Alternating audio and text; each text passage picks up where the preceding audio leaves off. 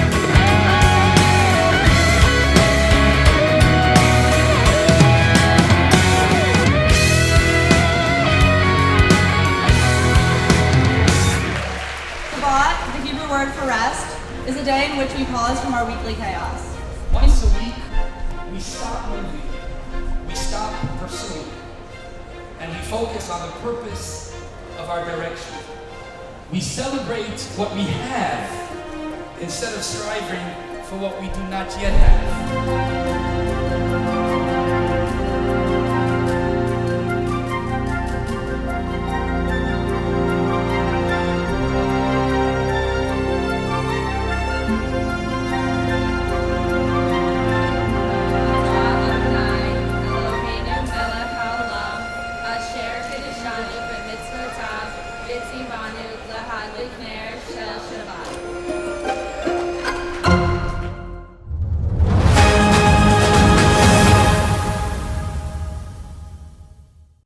My name is Anne Rosenblatt, and I am a recent graduate of Harvard in the class of 2020.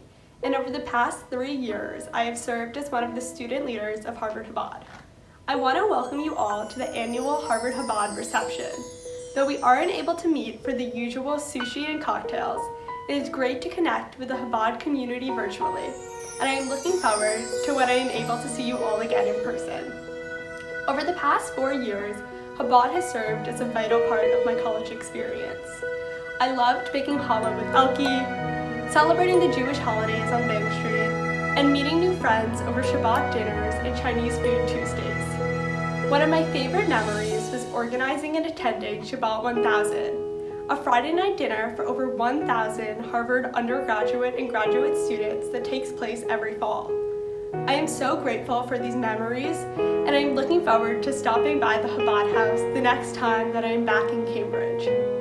I want to briefly thank Rabbi Hirschy and Elkie Zarchi, and the rest of the team up in Cambridge for all that they have done for the Jewish community at Harvard and for putting together such a wonderful event tonight. Thank you, and I hope you enjoyed the program.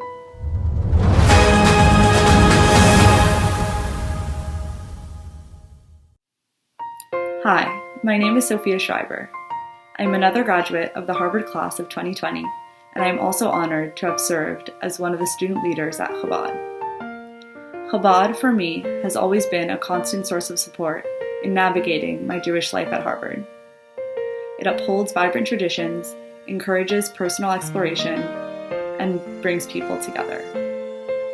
From inviting incredible speakers for intimate conversations to celebrating milestones of those who have become part of the Chabad family, Rabbi Hirschy and Elkie have created and continue to foster a space and a presence that speaks to so many.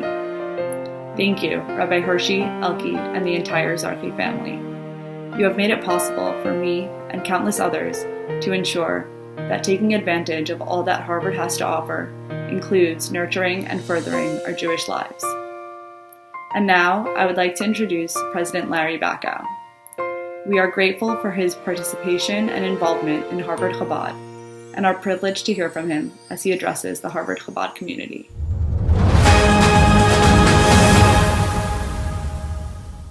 I'm delighted to be with you today to mark this special occasion.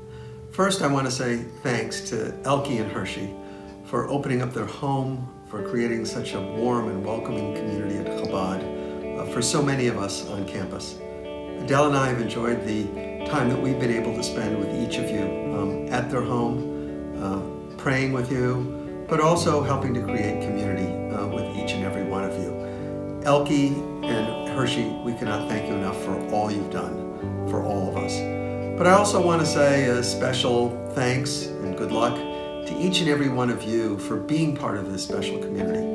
I hope that you've managed to come together electronically as we're doing now, even when we have to be apart. And I hope that you will always maintain your connections to Chabad, to Elkie, to Hirschy, to their wonderful family, but also to all of your Harvard family as well. So thanks to each and every one of you for making Chabad the great place that it is. I wish you peace, I wish you good luck, and I look forward to the day when we can all come together again. Thank you very much.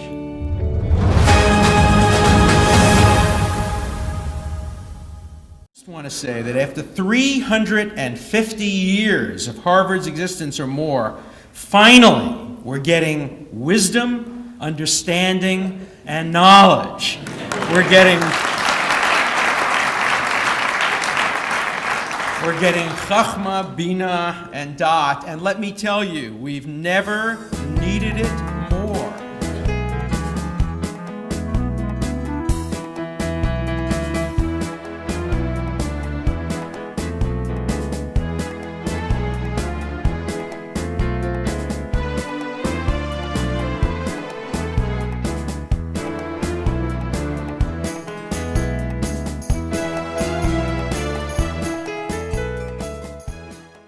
My name is Max de Dershowitz.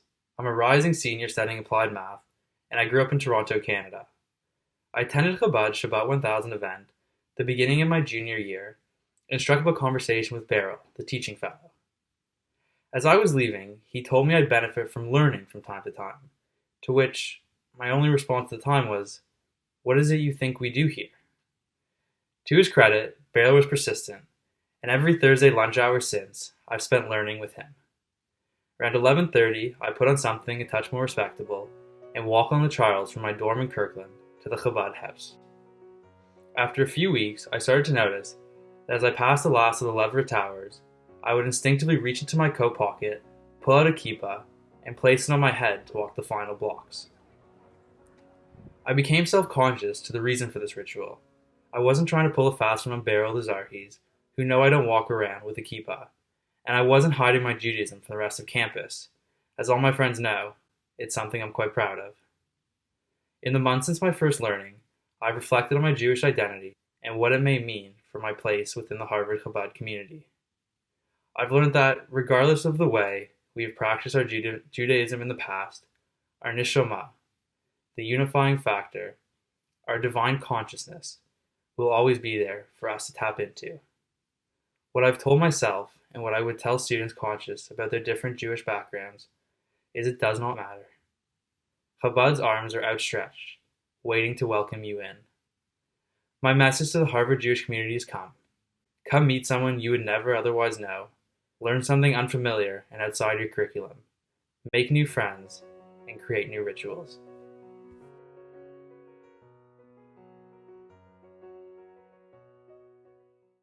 Hi, my name is Aiden Golub. I'm a rising sophomore at the college from Westchester County, New York, and I went to Schechter Westchester, a Jewish day school. When I was going into college, it was a real question for me what role the Jewish community would play in my life and what role Judaism would play. And though I know I run the risk of sounding trite, Harvard Chabad has really been a family to me and been a very warm community, especially as you step onto a campus and you don't know a lot of people.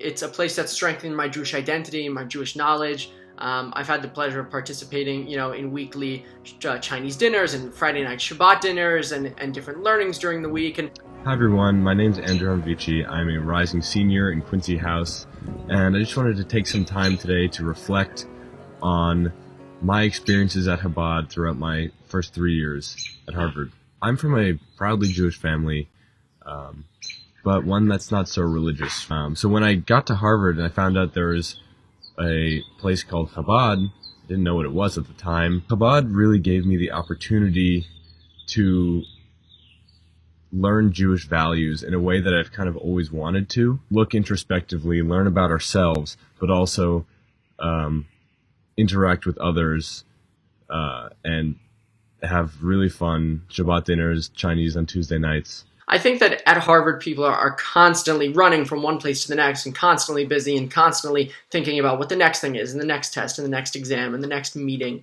But there's something really special when you step into Chabad and you're able to take a step back and breathe and look people in the eye and smile. And it's been such an oasis for me, especially in as difficult as freshman year is. And I'm beyond grateful for everything they've done. And I know they will continue to do for me and my peers. It's really nice to have a place to go.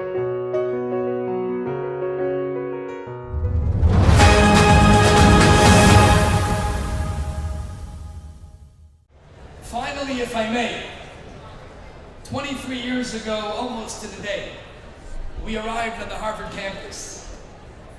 One of the very first people we met was a graduate student, then pursuing his JD MBA after graduating from the college. He's one of our dearest friends, and he's an individual who cares deeply about Jewish students at Harvard and indeed of our people everywhere. Please join me in giving a very warm welcome to Jonathan Barron, who's here with his beautiful family, visiting Harvard.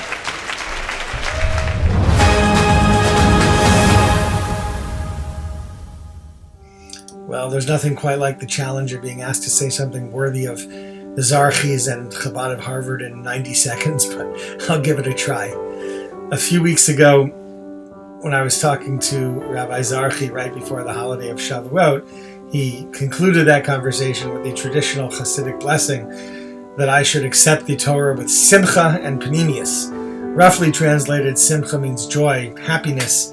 Panemius is a bit harder to divine, but literally means inwardness. It suggests a notion of substance as opposed to superficiality, that the Torah should be internalized and remain sort of part of one's core.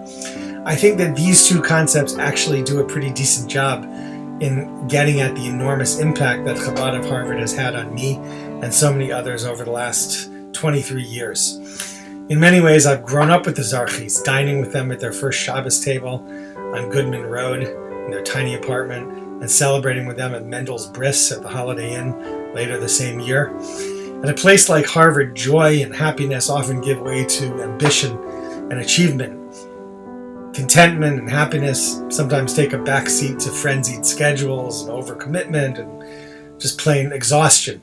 Chabad of Harvard has always been a place that emphasizes joy, that enables the students who enter to take a breath, feel the peace of Shabbos, the warmth of family, and the simple delight of learning for its own sake. And it is a place of the internal, where the environment lends itself to reflection and to meaning.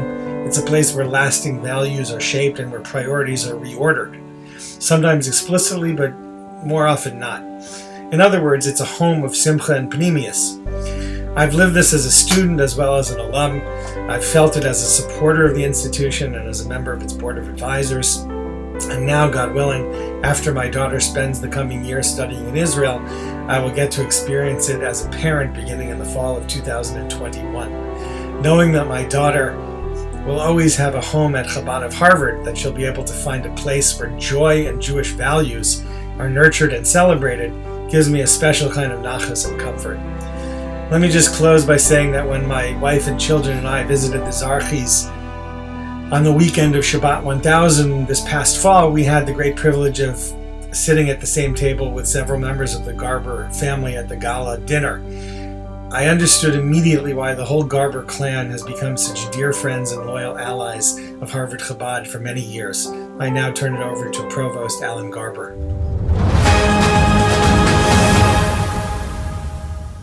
To say that these are troubled times would be an understatement. The coronavirus, the disease that it has caused, the financial crisis it has spawned, the racial injustice that we are discussing and reacting to at a scale that we have not seen in modern times. It is a confluence of crises, unlike anything in my lifetime, and even for years before that. It is at times like these when we are very fortunate to have Chabad in our midst. Chabad offers so much to the Jewish community of Harvard and beyond. It is a warm place, a place to go for Shabbat dinner, a place to go for spiritual sustenance, a place where our entire community can feel welcome.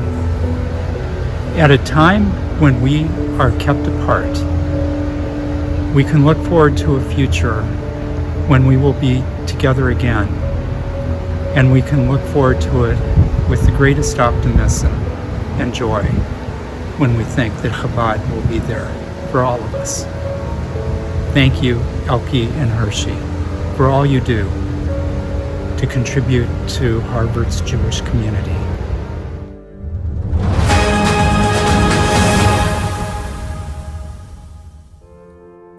Thank you, Alan, for your kind and very meaningful words. Elkie and I, and all in the Harvard Chabad family, deeply value your friendship and having Anne and your children in our lives. Your support and friendship of Harvard Chabad is a source of great encouragement and inspiration. The wonderful warm wishes and congratulations to the graduates of 2020 that you've asked us to pass on are only another manifestation of your great dedication to students. We will always remember the extraordinarily decisive leadership that both you and Larry displayed at the onset of the pandemic by shutting down Harvard. It saved many lives, not only locally, but around the country, as it provided the confidence for other universities to follow.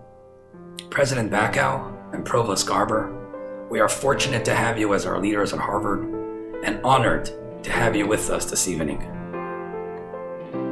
The Nobel laureate in physics, Rabbi, was once asked, "Why did you become a scientist?" Dr. Rabbi answered, "My mother made me a scientist without ever intending it." You see, every other Jewish mother in Brooklyn would ask her child after school, "So, did you learn anything today?" But not my mother. She always asked me a different question. "Izzy," she would say, "did you ask a good question today?" That difference, asking good questions, made me become a scientist. Our father Abraham, the first Jew, began by asking questions, searching and finding answers, and then asking questions on those answers. And of course, this quest continues. We are all living now at a moment unique in all of human history, and we have many questions and challenges. Just as we were hoping that we were flattening the curve in the COVID-19 pandemic, we are being confronted with social unrest, protesting the ugliness of racism.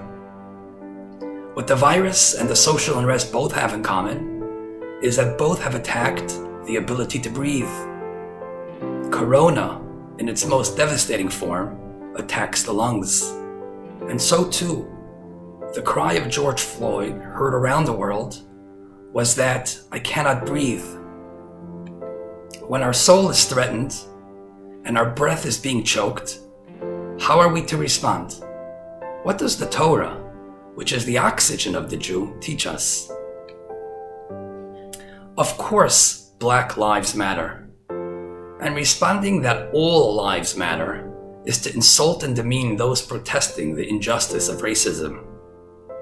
But lost in all the noise and fury and affirmations is the answer to another question. Why do Black lives matter? Why do brown lives matter? Why does any life matter?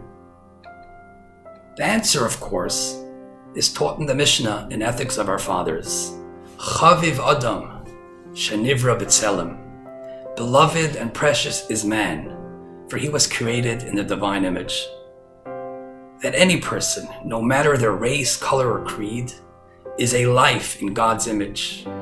And as such, every human is unique, precious, and of infinite value.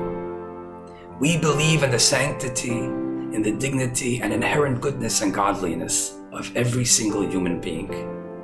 Which means that racism is not just wrong and ugly, it's a lie. Coming together this evening to honor and celebrate with the graduates of the class of 2020 had some question how we can celebrate at this time. And to the graduates I say, one day you and all of us will look back at this time and recognize that you had the most unique commencement. Because together with the rest of the world, you are truly starting again. The world is going through a reset, and has already been said, we now know and appreciate in ways that we haven't before, that what affects one person affects us all. That when someone with a virus in Wuhan sneezes, it can paralyze the world. When one person can't breathe, people everywhere feel choked. And that's a good thing. We have become too numb and self-absorbed to feel and hear the pain of others. And ironically, in spite of all the interconnected technology, have become less connected to one another. And that has all changed now. And I dare say, that's worth celebrating. So when the world reopens and you set out on your careers, it'll hopefully take a different direction. You will work to realize the words of our prophets, to not only create a better world, but to redeem the world. And how will you do so? As lawyers, you will end injustice. As doctors, you will eradicate illness and disease. As educators, you will rid the world of ignorance. And as economists and as financiers, you will end poverty. You'll give charity and teach the world to live generously. As investors, you will invest in people and enable them to unleash their God-given potential, their talents and creativity. How we continue to respond to the crisis in the world will be the ultimate test of who we are. How we live our lives and how we help to create a better world after Corona and the social unrest is how we should measure our success. The Jewish people know something about persecution. How we respond to hate and adversity and not come to be defined by it, but rather to grow from it and build a better world, is perhaps more relevant now than ever to a world hungry for direction. And this is exactly what we will hear in a couple of minutes from David Lukens. He will tell of how the Rabbi taught the first Black woman to ever serve in the US Congress, how to turn adversity into a blessing for all families in the United States. Tonight, we honor that vision. We celebrate and express our deep gratitude to the many alumni and parents for your generous support and partnership. Over the past 10 years, we have been hosted for this event by the great and global philanthropist Len Blavatnik at his Academy Mansion in New York City. Len, we are sorry we can't be hosted by you tonight, but thank you for your incredible generosity and great friendship. You have taken Harvard Chabad to great new heights, for which we are eternally grateful. We also welcome Mr. Eli Horn, who is joining us from Brazil. Ellie has recently made an extraordinary multi-year commitment to help us reach significantly more students. We thank each and every one of you for being with us this evening and for all that you have and will continue to do to sustain and grow our partnership. In the days ahead, let us explore the possibilities of growing this critical enterprise that we have built together, that is Harvard Chabad, so that every student at Harvard and beyond can ask questions, discover answers, and come home to their Jewish identity, and ultimately embrace the challenge and privilege to become ambassadors who will help make the world a more caring, a more just, compassionate, and loving place. I conclude by paying tribute to Mendel Zarchi and Beryl Feldman, the Harvard Chabad Teaching Fellows, for their unique contribution this past year in strengthening Jewish life and learning at Chabad. Your impact was enormous and will be felt for a very long time. Thank you. Finally, Nana, without you, tonight's program would not be what it is. Thank you for helping to build such an incredible community, especially during COVID-19, with Shabbat Box being only one incredible example. Thank you for giving so much of yourself, your creativity, and your talents to advance Jewish life at Harvard. And now David Lukens. Dr. David Lukens is chair of the Political Science Department at Touro College. For 20 years, he served on the staff of U.S. Senator Daniel Patrick Moynihan. My two best stories were the Rabbi in public policy, and I used them in class. I used the first one I used in class in American politics as an example. There was a woman in Brooklyn, college teacher, angry black woman named Shirley Chisholm. She got elected to the United States Congress in the mid-60s. She was a fiery speaker. She was considered a black power advocate. Whites were scared silly of her. And she was the first black woman ever elected to the United States Congress, and she was a bomb thrower. So the white Southern racists that ran the U.S. House of Representatives from the South said, we'll teach this blank a lesson. And they assigned her to the Agricultural Committee of the House of Representatives. It was a great gelächter, it was a great joke. I still remember the New York Times front page article said, does a tree grow in Brooklyn, ? And they said, the chairman, they've appointed Shirley Chisholm, not to housing, which she requested, not to a committee on poverty, but the Agriculture Committee. And when she retired from the House, I was there when she told the following story. She said she was very depressed, very upset, and didn't know what to do. She got a phone call. The Lubavitcher rabbi wants to see you. Of course, she was the congresswoman from Crown Heights.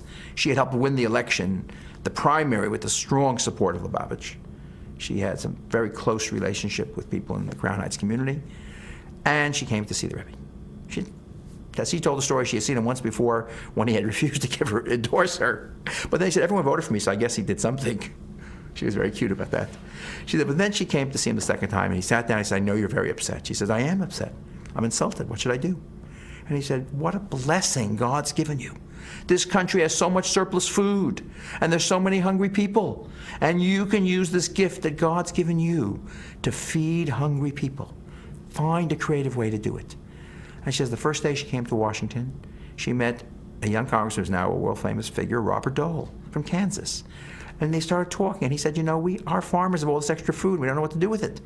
She said, 1 second, the rabbi. And what we call WIC and food stamps. Largely expanded. It was a tiny pilot program before the whole existing food stamps program came out of the Agriculture Committee of the United States Congress. And Shirley Chisholm said, in front of everyone there in Washington, she said, I owe this because a rabbi who was an optimist taught me optimism, taught me that what God gives, what you may think is a challenge is a gift from God. She said, if poor children, babies, I heard her say this, she said, poor babies have milk, if poor children have food, it's because this rabbi in Crown Heights had vision.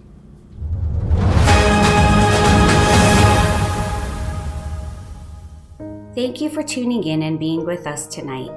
We have really missed being with our community in Cambridge the last few months. Every year, we so look forward to our alumni events and reunions and connecting with the friends we've made over 23 years. Recently, Avi and I read a children's book together called The Invisible String. In it, the children discover that when they feel love in their hearts, there is an invisible string that connects and tugs at the heart of their mom, dad, teacher, friends, or whomever they are feeling the love towards. Tonight, we hope you feel the tug in your hearts as we are filled with love, gratitude, and blessing to have you in our lives.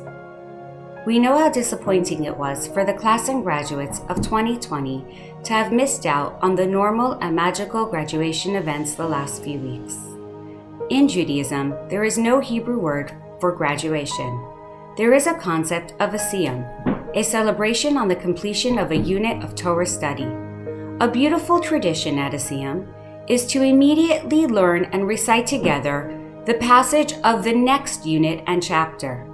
This signifies that although an academic chapter has been completed and studied, the lessons will be lifelong and eternal. You have each brought blessings, life, and energy to Jewish life at Harvard, and your individual contributions will be eternal.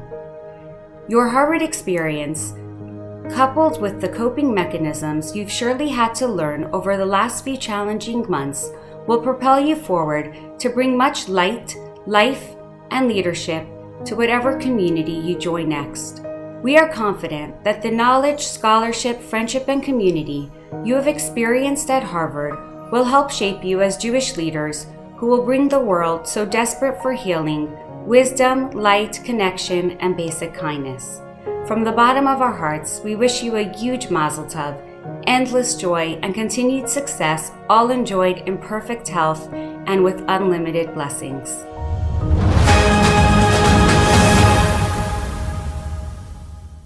Hi, my name is Max August, and I'm a member of the graduating class of 2020. Hi all, my name is Melissa. I'm officially an HBS alumni, class of 2020. I'm Russell Citron. I am from Toronto, Canada. I just graduated from HBS.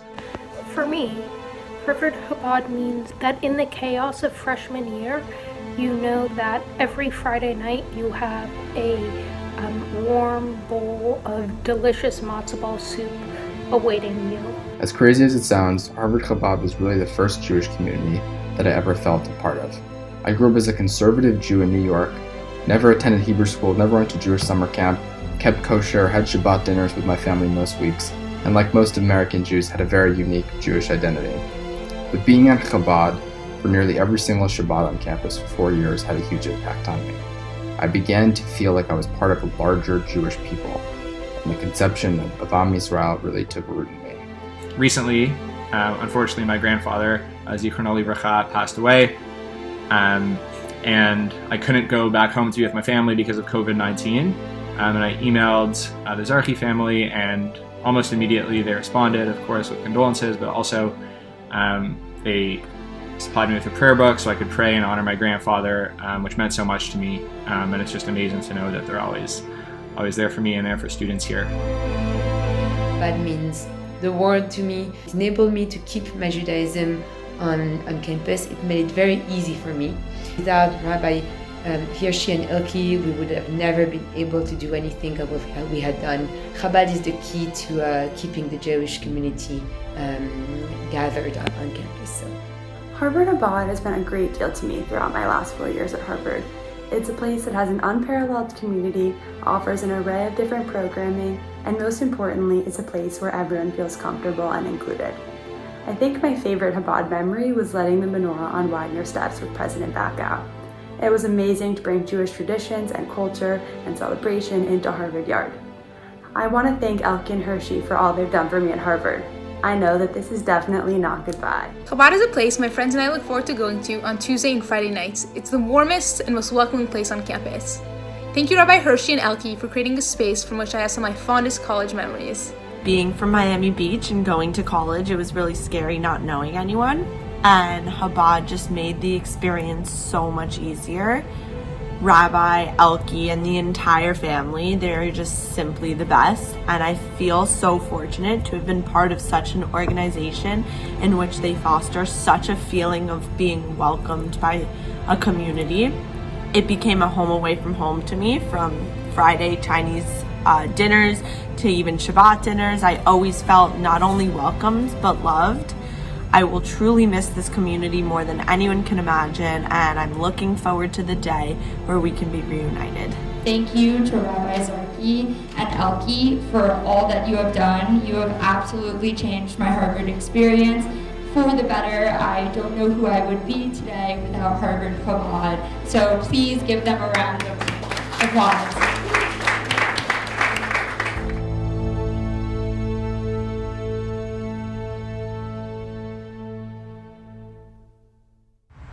My name is Eris Perelson, Harvard College class of 2018 and HBS MS MBA class of 2020. Originally from LA, I grew up in Herzliya, Israel. Prior to Harvard, I served as an officer for 5 years in the Israel Defense Forces. After 6 years at Harvard, I began reflecting and thought, what does Harvard Chabad mean to me? Well, I can't answer that in a 1-minute video, but I can share where it started, where we are now, and where we are going. Freshman year, a friend of mine suggested we go to Chabad for a Shabbat dinner. My initial reaction was, I am not religious enough for Chabad. Wow, was I wrong. Harvard Chabad instantly became my home away from home. I walked in as a stranger and walked out as a new family member. From Shabbat dinners to Purim bashes and events all around the world, from New York City to Israel, I have been overwhelmed by the warmth, love, and support Harvard Chabad is able to spread both in Cambridge and globally. From the many Harvard Chabad moments, a pivotal one stands out in my mind. During my freshman year, I attended my first Harvard Chabad HBS annual Shabbat dinner, and I remember being in awe by the energy in the room. It was incredible to see the people roaming across the Williams room, meeting each other for the first time after having been on campus for a year and a half. It was clear to me that this event brought together future life partners, business partners, and long life friendships. I immediately rushed to Rabbi Hirschy and Elkie and asked, how can we expand? The following fall, Harvard Chabad co-hosted Shabbat 1000 in the Science Plaza tent. The magical night brought together students from across all corners of campus, both Jews, non-Jews, and asked them to give Shabbat a shot. This is the true thing about Harvard Chabad, that anybody can call it home. I came to Harvard to learn. Little did I know that I will not only earn degrees, but will leave with 8 new family members, and the most important life lessons no book or classroom could ever have taught me. Whenever I face a significant challenge, Rabbi Hirschy and Elkie are the people I turn to for advice. They are my moral compass, my spiritual guides. They are 2 of the people I look up to most. As I enter my next chapter, I leave behind many wonderful Harvard memories. I know that Harvard Chabad is here to stay. I wish to continue to be an active member of the Harvard Chabad family and give back to the community that is forever giving. Thank you, Rabbi Hirschy, Elkie, Mendel, Nana, Zalman, Sheva, Didi, and Avi. I cannot wait for what's in store for us next.